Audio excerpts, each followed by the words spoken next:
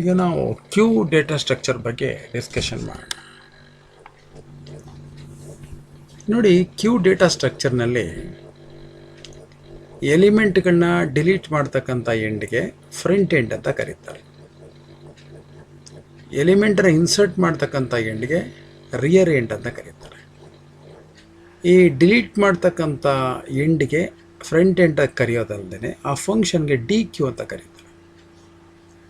ಎಲಿಮೆಂಟನ್ನು insert ಮಾಡ್ತಕ್ಕಂಥ ಎಂಡ್ಗೆ rear end ಅಂತ ಕರೆಯೋದಲ್ಲದೆ ಆ ಫಂಕ್ಷನನ್ನು ಎನ್ ಕ್ಯೂ ಅಂತ ಕರೀತಾರೆ. ಇದು ಒಂದು ಕ್ಯೂನ ಕಾನ್ಸೆಪ್ಟ್. ನಾವು ಡೆಫಿನೇಷನ್ ವೈಸ್ ನೋಡೋದಾದರೆ ಇದು ಒಂದು ordered linear list of elements having different ends. ಎರಡು ಎಂಡ್ಗಳು ಬೇರೆ ಬೇರೆ ಆಗಿರ್ತವೆ. ಒಂದು ಕಡೆ ಇನ್ಸರ್ಟ್ ಮಾಡ್ತೀರಾ, ಇನ್ನೊಂದು ಕಡೆ ರಿಮೂವ್ ಮಾಡ್ತೀರಾ. ಇದು ವರ್ಕ್ ಮಾಡ್ತಕ್ಕಂಥ principle first in first out ಅಂತ ನಾವು ಕರಿತೀವಿ. ಈ ಕ್ಯೂ ಏನು ಫಾಲೋ ಮಾಡ್ತಾ ಇದೆಯಲ್ಲ, ಫಸ್ಟ್ ಇನ್ ಫಸ್ಟ್ ಔಟ್ ಅನ್ನೋ ಪ್ರಿನ್ಸಿಪಲ್ಲು, ಇಲ್ಲಿ ಎಲಿಮೆಂಟನ್ನ ಇನ್ಸರ್ಟ್ ಮಾಡ್ತೀವಲ್ಲ, ದ ಫಸ್ಟ್ ಎಲಿಮೆಂಟು, ಆ ಫಸ್ಟ್ ಎಲಿಮೆಂಟೇ ಮೊದಲು ರಿಮೂವ್ ಆಗ್ತಕ್ಕಂಥ ಎಲಿಮೆಂಟ್. ಅದಕ್ಕೆ ನಾವು ಫಸ್ಟ್ ಇನ್ ಫಸ್ಟ್ ಔಟ್ ಅಂತ ಕರಿತೀವಿ. ಕ್ಯೂ ಈ ಪ್ರಿನ್ಸಿಪಲನ್ನು ಫಾಲೋ ಮಾಡುತ್ತೆ. ಅಥವಾ ಇನ್ನೊಂದು ರೀತಿ ಕರಿಬೋದು, ಎಫ್ ಸಿ ಎಫ್ ಎಸ್ಟ್, ಫಸ್ಟ್ ಕಮ್ ಫಸ್ಟ್ ಸರ್ವ್ಡ್ ಅಂತ. ಈ ರೀತಿಯೂ ಬೇಕಾದ್ರೆ ನಾವು ಕರಿಬೋದು. ಈ ಕ್ಯೂನಲ್ಲಿ ಯಾವಾಗಲೂ ಎಲಿಮೆಂಟನ್ನು ಒಂದು ಕಡೆ ಆ್ಯಡ್ ಮಾಡ್ತೀವಿ, ಇನ್ನೊಂದು ಕಡೆ ಡಿಲೀಟ್ ಮಾಡ್ತೀವಿ. ಇನ್ನೊಂದು ಎಂಡಿಂದ ಇನ್ಸರ್ಟ್ ಮಾಡ್ತಕ್ಕಂಥ ಎಂಡ್ಗೆ ರಿಯರ್ ಎಂಡ್ ಅಂತ ಕರೀತಾರೆ, ಡಿಲೀಟ್ ಮಾಡ್ತಕ್ಕಂಥ ಎಂಡ್ಗೆ ಫ್ರಂಟ್ ಎಂಡ್ ಅಂತ ಕರೀತಾರೆ. ಎಲ್ಲೆಲ್ಲಿ ಇದನ್ನು ಯೂಸ್ ಮಾಡ್ತೀವಿ ಅಪ್ಲಿಕೇಶನ್ ಕ್ಯೂನ್ ಅಂತ ನೋಡೋದಾದರೆ, ರಿಯಲ್ ಲೈಫಲ್ಲಿ ನೋಡೋದಾದರೆ, ಸಾಮಾನ್ಯವಾಗಿ ಟ್ರೈನ್ಗೆ ನಾವು ಟಿಕೆಟ್ ತೊಗೊಳ್ಳುವಾಗ ಕ್ಯೂನಲ್ಲಿ ನಿಂತ್ಕೋತೀವಿ. ಯಾರು ಮೊದಲು ಮುಂದೆ ನಿಂತಿರ್ತಾನೋ, ಫಸ್ಟ್ ಮೊದಲು ಯಾರು ಬಂದಿರ್ತಾನೋ ಅವನಿಗೆ ಟಿಕೆಟ್ ಸಿಗುತ್ತೆ. ಆನಂತರ ಅದರ ನೆಕ್ಸ್ಟ್ ಬಂದವನು ಸಿಗುತ್ತೆ. ಅಲ್ಲಿಗರ್ದ ಮೊದಲು ಬಂದವನಿಗೆ ಮೊದಲು ಸರ್ವಿಸ್ ಆಗುತ್ತೆ. First come first serve. ಇಲ್ಲಿ ನೀವು ಕ್ಯೂ ಅಪ್ಲಿಕೇಶನನ್ನು ನೋಡ್ಬೋದು. ಒಂದು ವೇಳೆ ಕಸ್ಟಮರ್ ಸರ್ವಿಸ್ ಸೆಂಟ್ರಿಗೆ ಆ ಕಸ್ಟಮರು ರಿಕ್ವೆಸ್ಟ್ ನಾನು ಮಾಡಿದ್ರೆ, ಅಲ್ಲಿರ್ತಕ್ಕಂಥ ಸಿಸ್ಟಮ್ ಏನು ಮಾಡುತ್ತೆ, ಅವನಿಗೆ ಇಂಟ್ರ್ಯಾಕ್ಟಿವ್ ಆಗಿ ಅದು ಜೊತೆ ಕಮ್ಯುನಿಕೇಟ್ ಮಾಡುತ್ತೆ. ಒಂದು ವೇಳೆ ತುಂಬ ಜನ ಕಸ್ಟಮರ್ಸು ರೆಗ್ಯುಲರ್ ಫೋನ್ ಮಾಡ್ತಾ ಇದ್ದಾಗ ಎಲ್ಲ ರಿಕ್ವೆಸ್ಟ್ಗಳನ್ನ ಒಂದು ಕ್ಯೂನಲ್ಲಿ ಇಟ್ಕೊಂಡು ಒನ್ ಬೈ ಒನ್ ಸರ್ವಿಸನ್ನು ಸಿಸ್ಟಮು ಮಾಡ್ತಾ ಹೋಗುತ್ತೆ. ಇಲ್ಲೂ ಸಹ ನಾವು ಕ್ಯೂನ್ ಅಪ್ಲಿಕೇಶನನ್ನು ನೋಡ್ಬೋದು. ಕಂಪ್ಯೂಟರ್ ಸೈನ್ಸಿಗೆ ಬಂದಾಗ ಉದಾಹರಣೆಗೆ ಒಂದು ವೆಬ್ ಸರ್ವರ್ ಇದೆ. ಆ ವೆಬ್ ಸರ್ವರ್ನಲ್ಲಿ ಒಂದು ವೆಬ್ಸೈಟ್ ಇದೆ. ಆ ವೆಬ್ಸೈಟ್ನ ಉದ್ದೇಶ ರಿಸಲ್ಟನ್ನು ಡಿಕ್ಲೇರ್ ಮಾಡೋದು. ಆ ವೆಬ್ಸೈಟಿಗೆ ಆ ವೆಬ್ ಸರ್ವರ್ ಕೆಪಾಸಿಟಿ ಏನಂತಂದರೆ 50 ಕನ್ಕರೆಂಟ್ ಈಕ್ವಲ್ ರಿಕ್ವೆಸ್ಟ್ಗಳನ್ನು, ಬಂದಂಥ 50 ರಿಕ್ವೆಸ್ಟ್ಗಳನ್ನು ಅಟ್ ಎ ಟೈಮು ಡಿಸ್ಪ್ಲೇ ಮಾಡ್ತಕ್ಕಂಥದ್ದು. ಏನು 50 ಜನ ರಿಕ್ವೆಸ್ಟ್ ಮಾಡಿದ ರಿಸಲ್ಟ್ಗೆ ಅದನ್ನು ಡಿಸ್ಪ್ಲೇ ಮಾಡ್ತಕ್ಕಂಥ ಎಬಿಲಿಟಿ ಈ ಸರ್ವರ್ಗಿದೆ. 50 ರಿಕ್ವೆಸ್ಟ್ಗಳನ್ನ ಅಕ್ಸೆಪ್ಟ್ ಮಾಡ್ಕೊಳ್ಳುತ್ತೆ ಮತ್ತು ಎಕ್ಸಿಕ್ಯೂಟ್ ಮಾಡುತ್ತೆ. ಒಂದು ವೇಳೆ 50ಕ್ಕಿಂತ ಹೆಚ್ಚಾಗಿ ಸಾವಿರಾರು ಯೂಸರ್ ರಿಕ್ವೆಸ್ಟ್ಗಳು ಬಂದಾಗ ಅದನ್ನು ಹ್ಯಾಂಡ್ಲ್ ಮಾಡಲಿಕ್ಕೆ ಆಗಲ್ಲ, ಬ್ಯುಸಿ ಆಗಿಬಿಡುತ್ತೆ ಸರ್ವರ್. ಆದ ಕಾರಣ ಏನು ಮಾಡುತ್ತೆ, ಆ ಎಲ್ಲ ರಿಕ್ವೆಸ್ಟ್ಗಳನ್ನು ಒಂದು ಕ್ಯೂನಲ್ಲಿ ಇಟ್ಕೊಂಡು ಒನ್ ಬೈ ಒನ್ ಸರ್ವಿಸ್ ಮಾಡ್ತಾ ಹೋಗುತ್ತೆ. ಇಲ್ಲಿ ನಾವು ಕ್ಯೂ ಡೇಟಾ ಸ್ಟ್ರಕ್ಚರ್ನ ಯೂಸ್ ಮಾಡ್ತೀವಿ. ಎರಡನೇದಾಗಿ, ಕಂಪ್ಯೂಟರ್ನ ಆಪ್ರೇಟಿಂಗ್ ಸಿಸ್ಟಮ್ ಏನಿದೆಯಲ್ಲ, ಅದಕ್ಕೆ ಮಲ್ಟಿಪಲ್ ಟಾಸ್ಕನ್ನು ಹ್ಯಾಂಡಲ್ ಮಾಡುವಂಥ ಕೆಪಾಸಿಟಿ ಇದೆ. ಆದರೆ ಅಲ್ಲಿರ್ತಕ್ಕಂಥ ಪ್ರೊಸೆಸರ್ಗೆ ಒಂದು ಜಾಬನ್ನು ಅಥವಾ ಒಂದು ಟಾಸ್ಕನ್ನು ಅಟ್ ಎ ಟೈಮ್ ಎಕ್ಸಿಕ್ಯೂಟ್ ಮಾಡಲಿಕ್ಕೆ ಮಾತ್ರ ಸಾಧ್ಯ. ಒಂದು ಪ್ರೊಸೆಸರ್ಗೆ ಅಟ್ ಎ ಟೈಮ್ ಒಂದನ್ನು ಮಾತ್ರ ಎಕ್ಸಿಕ್ಯೂಟ್ ಮಾಡಲಿಕ್ಕೆ ಸಾಧ್ಯ. ಹಾಗಾದರೆ ಇಷ್ಟೊಂದು ಮಲ್ಟಿ ಟಾಸ್ಕಿಂಗ್ ಆಪ್ರೇಷನ್ನ ಮಾಡಬೇಕಾದ ಸಂದರ್ಭ ಬಂದಾಗ ಆ ಎಲ್ಲ ಜಾಬ್ಗಳನ್ನು ಒಂದು ಕ್ಯೂನಲ್ಲಿ ಇಟ್ಕೊಂಡು ಆನಂತರ ಅದನ್ನು ಒನ್ ಬೈ ಒನ್ನು ಈ ಪ್ರೊಸೆಸರ್ ತನ್ನ ಒಳಗಡೆ ತೆಗೆದುಕೊಂಡು ಸರ್ವಿಸ್ ಕೊಡ್ತಾ ಹೋಗುತ್ತೆ, ಎಕ್ಸಿಕ್ಯೂಟ್ ಮಾಡಿಸ್ತಾ ಹೋಗುತ್ತೆ. ಇಲ್ಲಿ ನೀವು ಕ್ಯೂ ಅಪ್ಲಿಕೇಶನನ್ನು ನೋಡ್ಬೋದು. ಒಂದು ಪ್ರಿಂಟ್ರು ಹಲವಾರು ಸಿಸ್ಟಮ್ಗಳಿಗೆ ಕನೆಕ್ಟ್ ಆಗಿದೆ ಅಂತ ಇಟ್ಕೊಳ್ಳಿ. ಎಲ್ಲ ಸಿಸ್ಟಮ್ಗಳಿಂದ ಪ್ರಿಂಟ್ ಬೇಕಂತ ಪ್ರಿಂಟ್ ಕಮ್ಯಾಂಡನ್ನು ಯೂಸರು ಕೊಡ್ತಾನೆ. ಈ ಮಲ್ಟಿಪಲ್ ಫೈಲ್ಸ್ಗಳು ಪ್ರಿಂಟ್ ಮಾಡಲಿಕ್ಕೋಸ್ಕರ ಎಲ್ಲ ರಿಕ್ವೆಸ್ಟ್ಗಳು ಬಂದು ಪ್ರಿಂಟರ್ ಹತ್ರ ಬರುತ್ತೆ.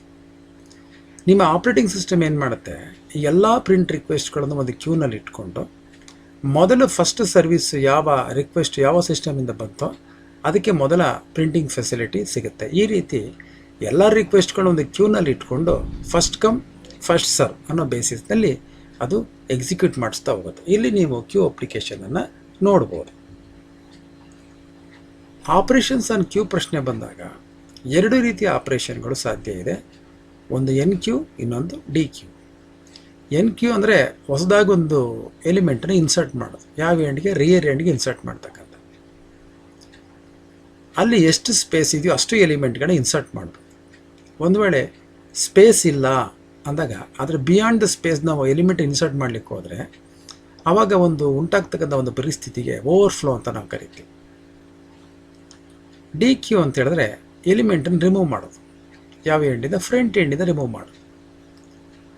ನಾವು ಎಲಿಮೆಂಟ್ ಡಿಲೀಟ್ ಮಾಡ್ತಾ ಹೋಗ್ತೀವಿ. ಎಲ್ಲಿ ತನಕ ಅಂದರೆ until it is M T ಇರೋ ತನಕ, ಎಮ್ ಟಿ ಆಗೋ ತನಕ ನಾವು ಡಿಲೀಟ್ ಮಾಡ್ತಾ ಹೋಗ್ತೀವಿ. ಒಂದು ವೇಳೆ ಕ್ಯೂನಲ್ಲಿ ಎಲಿಮೆಂಟೇ ಇಲ್ಲ ಆದರೂ ನೀವು ಡಿಲೀಟ್ ಮಾಡಲಿಕ್ಕೆ ಟ್ರೈ ಮಾಡಿದ್ರೆ, ಎಲಿಮೆಂಟೇ ಇಲ್ಲದೆ ನೀವು ಡಿಲೀಟ್ ಮಾಡಲಿಕ್ಕೆ ಪ್ರಯತ್ನ ಪಟ್ಟರೆ ಆಗ ಒಂದು ಪರಿಸ್ಥಿತಿ ಉಂಟಾಗುತ್ತೆ. ಅದಕ್ಕೆ ನಾವು ಅಂಡರ್ ಫ್ಲೋ ಅಂತ ನಾವು ಕರಿತೀವಿ.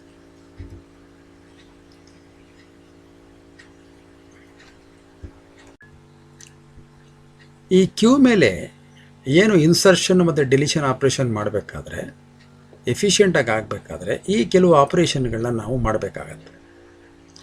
ಮೊದಲಿಗೆ ಈಸ್ ಎಮ್ ಟಿ ಅನ್ನೋ ಫಂಕ್ಷನನ್ನು ಯೂಸ್ ಮಾಡಬೇಕಾಗುತ್ತೆ. ಇದ್ರ ಕೆಲಸ ಏನು? ಕ್ಯೂ ಎಮ್ ಟಿ ಇದೆಯಾ ಇಲ್ವಾ ಅಂತ ಚೆಕ್ ಮಾಡೋದು.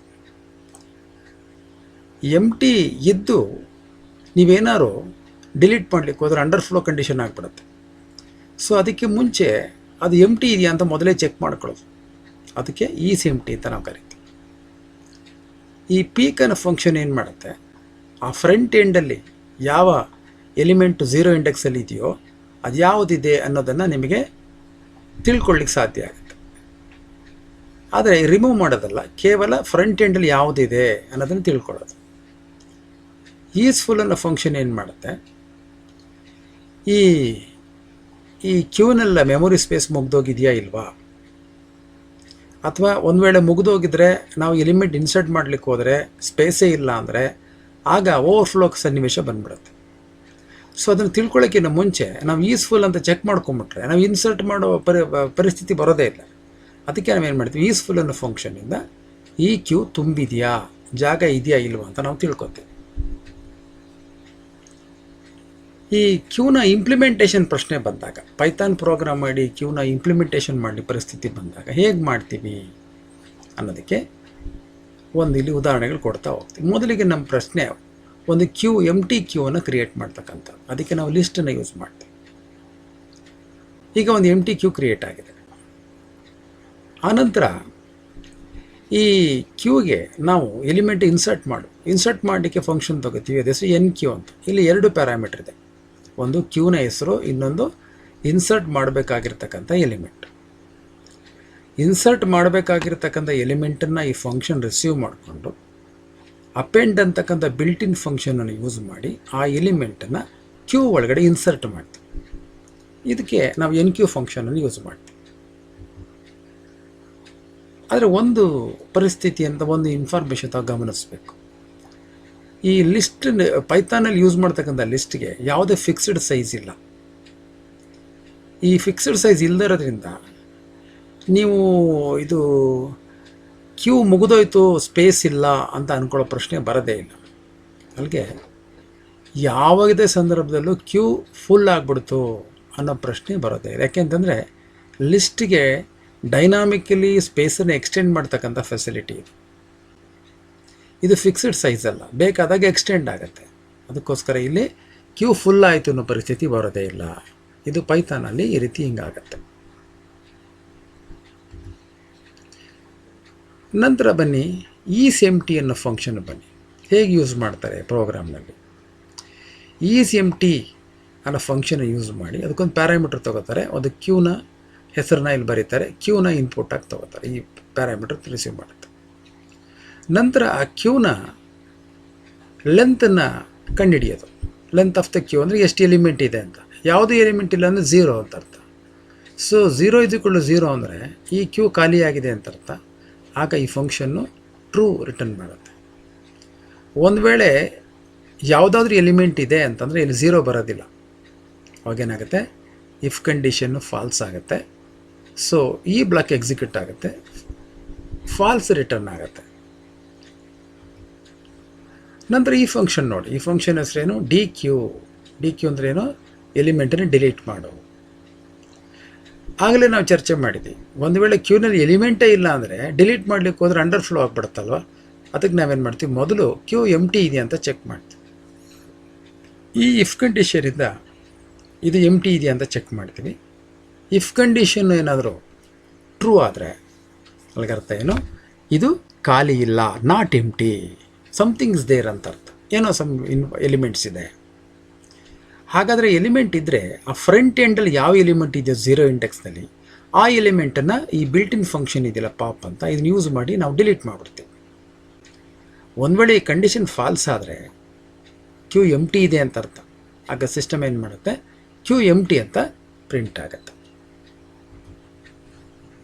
ಈ ಸೈಜಿನ ಫಂಕ್ಷನ್ ಏನು ಮಾಡುತ್ತೆ, ಕ್ಯೂನಲ್ಲಿ ಎಷ್ಟು ಎಲಿಮೆಂಟ್ಸ್ ಇದೆ, ನಂಬರ್ ಆಫ್ ಎಲಿಮೆಂಟ್ಸ್ ಎಷ್ಟಿದೆ ಅನ್ನೋದನ್ನು ಇದು ಕಂಡುಹಿಡಿಯುತ್ತೆ. ಅದಕ್ಕೆ ಯೂಸ್ ಮಾಡ್ತಕ್ಕಂಥ ಫಂಕ್ಷನ್ ಯಾವುದು, ಸೈಜ್ ಅಂತ.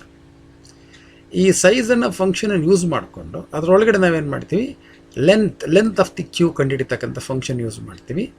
ಆಗ ಈ ಕ್ಯೂನಲ್ಲಿ ಎಷ್ಟು ಎಲಿಮೆಂಟ್ಸ್ ಇದೆ ಅಂತಕ್ಕಂಥದ್ದು ಆ ನಂಬರನ್ನು ಈ ಫಂಕ್ಷನ್ ಕಂಡುಹಿಡಿಯುತ್ತೆ. ಆನಂತರ ಇನ್ನೊಂದು ಫಂಕ್ಷನ್ ಇದೆ, ಪೀಕ್ ಅಂತ ನಾವು ಯೂಸ್ ಮಾಡ್ತೀವಿ. ಈ ಪೀಕ್ ಅನ್ನೋ ಫಂಕ್ಷನ್ ಕೆಲಸ ಏನಂದರೆ, ಫ್ರಂಟ್ ಎಂಡಲ್ಲಿ ಯಾವುದು ಎಲಿಮೆಂಟ್ ಇದೆ ಅಂದರೆ ರೀಡ್ ಮಾಡೋದಷ್ಟೇ, ಡಿಲೀಟ್ ಮಾಡೋದಲ್ಲ. ಫ್ರಂಟ್ ಎಂಡಲ್ಲಿ 0 ಇಂಡೆಕ್ಸಲ್ಲಿ ಯಾವ ಎಲಿಮೆಂಟ್ ಇದೆ ಅಂತ ರೀಡ್ ಮಾಡೋದು ಅಷ್ಟೇ ಇದ್ರ ಕೆಲಸ. ಮೊದಲಿಗೆ ನಾವೇನು ಮಾಡ್ತೀವಿ, ಆ ಕ್ಯೂ ಎಂಟಿ ಇದೆಯಾ ಅಂತ ಚೆಕ್ ಮಾಡ್ಕೋತೀವಿ. ಒಂದು ವೇಳೆ ಈ ಕಂಡೀಷನ್ ಟ್ರೂ ಆದರೆ ಇದು ಎಂಟಿ ಇದೆ ಅಂತ ಅರ್ಥ, ಮೆಸೇಜ್ ಪ್ರಿಂಟ್ ಮಾಡಿಬಿಡ್ತೀವಿ, ಕ್ಯೂ ಈಸ್ ಎಂಟಿ, ಫಂಕ್ಷನ್ ಏನು ರಿಟರ್ನ್ ಮಾಡೋದು. ಒಂದು ವೇಳೆ ಎಂಟಿ ಇಲ್ಲ ಅಂದರೆ ಸಮಥಿಂಗ್ ಇದೆ ಅಂತ ಅರ್ಥ. ಹಾಗಾದರೆ ಇದ್ದರೆ ಫ್ರಂಟ್ ಎಂಡಲ್ಲಿ ಯಾವುದಿದೆ 0 ಇಂಡೆಕ್ಸಲ್ಲಿ ಅದು ರಿಟರ್ನ್ ಆಗುತ್ತೆ. ಇಲ್ಲಿ ನಾವು ಈ ಪೀಕ್ ಅನ್ನೋ ಫಂಕ್ಷನ್ ಯೂಸ್ ಮಾಡ್ತೀವಿ.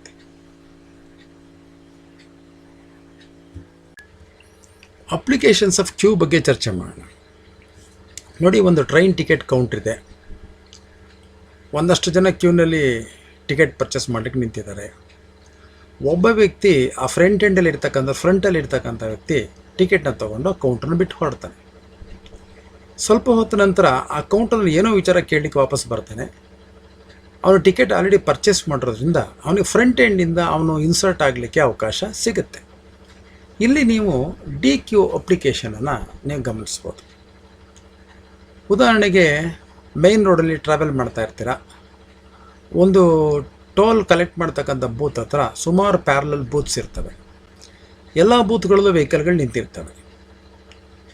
ಒಂದು ಬೂತ್ನಲ್ಲಿ ಏನಾಗುತ್ತೆ, ಎಲ್ಲ ವೆಹಿಕಲ್ಗಳು ಟಿಕೆಟ್ ತೊಗೊಂಡು ಆ ಬೂತ್ ಖಾಲಿ ಆಗುತ್ತೆ. ಆಗ ಆ ಬೂತ್ನವ್ರು ಏನು ಮಾಡ್ತಾರೆ, ಪಕ್ಕದಲ್ಲಿ ಬೂತಲ್ಲಿ ನಿಂತಿರ್ತಕ್ಕಂಥ ಸುಮಾರು ವೆಹಿಕಲ್ಗಳಲ್ಲಿ ಕರೆದು ಈ ಕ್ಯೂನಲ್ಲಿ ಕ್ಯೂ ನಿಂತ್ಕೊಳ್ಳಿ ಅಂತ ಅವ್ರು ಕರಿಬೋದು. ಸೊ ಇಲ್ಲೂ ನೀವು ಡಿ ಕ್ಯೂ ಅಪ್ಲಿಕೇಶನನ್ನು ಗಮನಿಸ್ಬೋದು. ಈ ಪಾಲಿಂಡ್ರೋಮ್ ಒಂದು ಸ್ಟ್ರಿಂಗನ್ನು ಕೊಟ್ಟಾಗ ಅದು ಪಾಲಿಂಡ್ರೋಮ್ ಹೌದಾ ಅಲ್ವಾ? ನಾವು ಲೆಫ್ಟಿಂದ ರೈಟಿಗೆ ರೀಡ್ ಮಾಡಿದ್ರು ಅಥವಾ ರೈಟಿಂದ ಲೆಫ್ಟಿಗೆ ರೀಡ್ ಮಾಡಿದ್ರು ಒಂದೇ ಥರ ವರ್ಡ್ ಇರ್ತದೆ. ಉದಾಹರಣೆಗೆ ಮೇಡಮ್ ಅಂತ ನಾವು ರೀಡ್ ಮಾಡಿದ್ರೆ ಲೆಫ್ಟಿಂದ ರೀಡ್ ಮಾಡಿದ್ರು ಮೇಡಮ್ಮು, ರೈಟಿಂದ ರೀಡ್ ಮಾಡಿದ್ರು ಮೇಡಮ್. ಈ ಥರದ ಸ್ಟ್ರಿಂಗ್ಗಳಿಗೆ ನಾವು ಪಾಲಿಂಡ್ರೋಮ್ ಅಂತ ನಾವು ಕರೀತೀವಿ. ಒಂದು ಸ್ಟ್ರಿಂಗನ್ನು ಕೊಟ್ಬಿಟ್ಟು ಇದು ಪಾಲಿಂಡ್ರೋಮ್ ಹೌದಾ ಅಲ್ವಾ ಅಂತ ಕಂಡುಹಿಡಿಬೇಕಾದ ಸಂದರ್ಭ ಬಂದಾಗ ಪ್ರೋಗ್ರಾಮ್ನಲ್ಲಿ ನಾವು ಡಿ ಕ್ಯೂನ ಅಪ್ಲಿಕೇಶನನ್ನು ಯೂಸ್ ಮಾಡಿಕೊಂಡು ಆ ಸ್ಟ್ರಿಂಗ್ ಪಾಲಿಂಡ್ರೋಮ್ ಹೌದಾ ಅಲ್ವಾ ಅಂತ ನಾವು ಕಂಡುಹಿಡಿಬೋದು. ಇದು ಸಹ ಒಂದು ಅಪ್ಲಿಕೇಶನ್.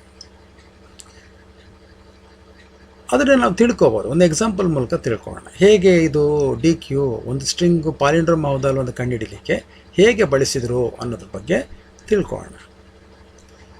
ನೋಡಿ, ಇಲ್ಲಿ ಒಂದು ಸ್ಟ್ರಿಂಗ್ ಇದೆ.